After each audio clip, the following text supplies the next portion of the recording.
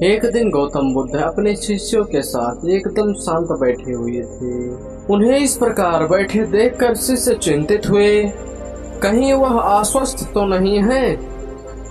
एक शिष्य ने उनसे पूछा कि आज वह मौन क्यों है, क्या शिष्यों से कोई गलती हो गई है। इस बीच एक अन्य शिष्य ने पूछा कि क्या वह अस्वस्थ है, पर बुद्ध जो है मौन रहे। तभी कुछ दूर खड़ा एक व्यक्ति जोर से चिल्लाया, आज मुझे सभा में बैठने की अनुमति क्यों नहीं दी गई।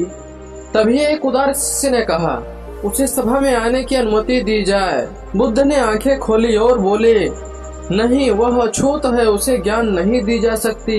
यह सुनकर शिष्यों को बड़ा आश्चर्य हुआ।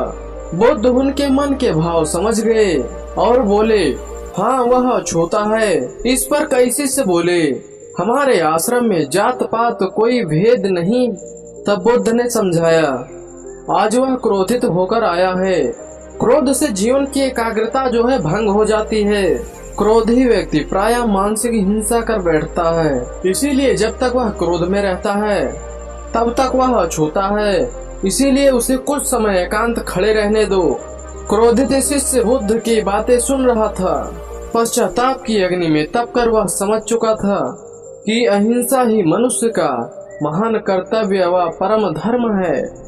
वह बुद्ध के चरणों में गिर पड़ा और कभी क्रोध न करने का प्रण लिया। क्रोध के कारण इंसान जो है गलत काम कर बैठता है, जिसकी भरपाई वह पूरे जीवन भर नहीं कर पाता।